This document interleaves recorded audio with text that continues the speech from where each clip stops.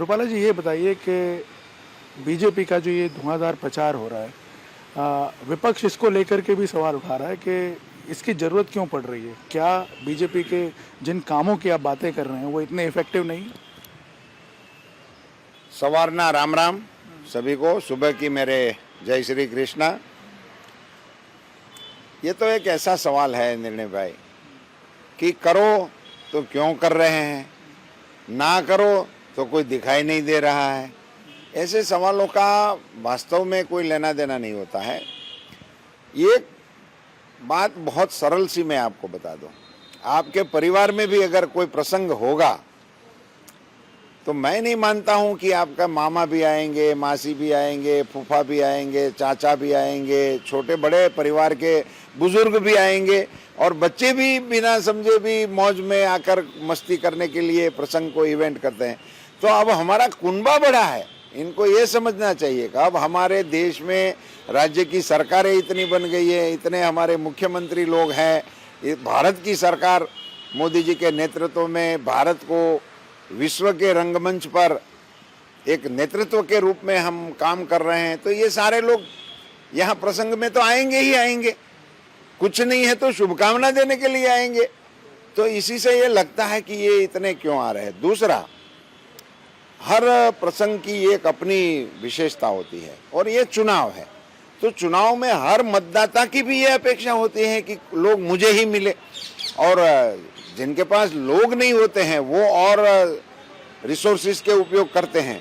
मगर हमारे पास तो कार्यकर्ता की फौज भी है, नेताओं की फौज भी है, तो सब जाके इस लोकशाही के उत्सव को मना रहे हैं। 27 साल से बीजेपी की सरकार है गुजरात में। इनफैक्ट मैं तो कहूँगा 32 साल से, क्योंकि 90 में भी आप पार्टनर थे सरकार में।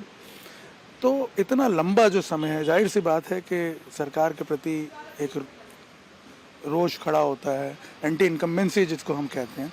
आप इतने दिनों से लगातार प्रचार कर रहे हैं, क्या फील आपको मिल रही है लोगों के बीच? देखो, मैं तो वैसे गुजरात का ही हूँ कार्यकर्ता, सो अभी घूम रहा हूँ और मुझे कुछ मिल जाए, ये इस समय के दौरान मुझे मिल जाए, ऐसा नहीं है। मेरा तो वैसे भी नियमित रूप से अपने यहाँ गुजरात में हमारे डिस्ट्रिक्ट में आना जाना रहता ही है।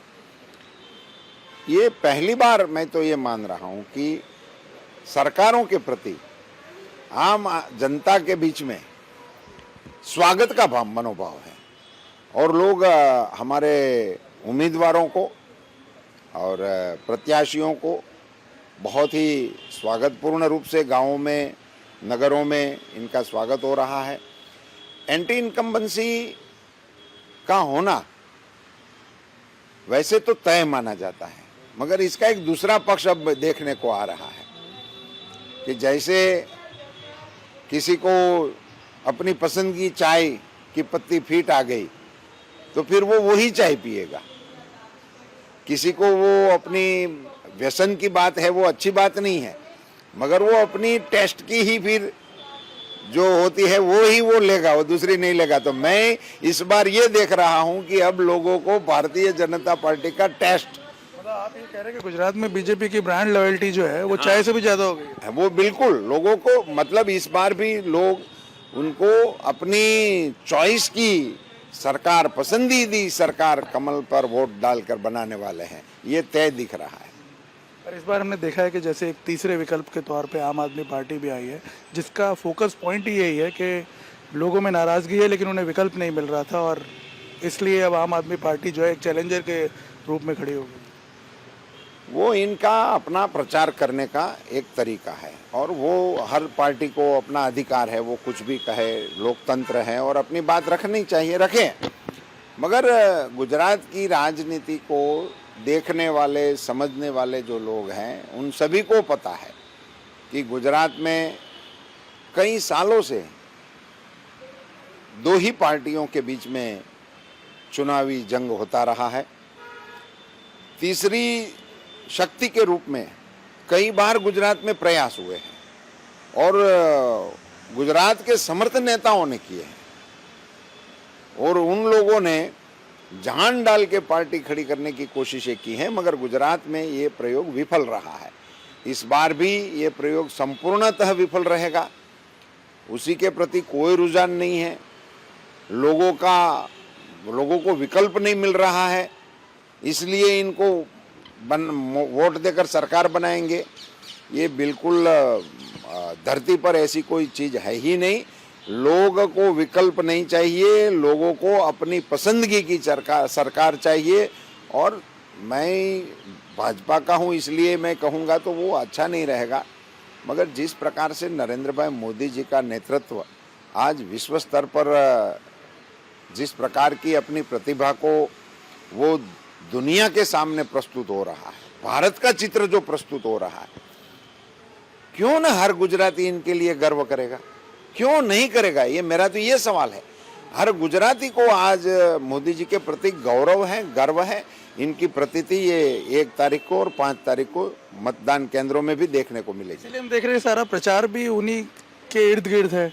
हमने कल देखा मोदी जी ने भी इस मुद्दे को उठाया, जो औकात वाली बात कांग्रेस के नेताओं ने की है कि मोदी जी को औकात बता देंगे उनकी।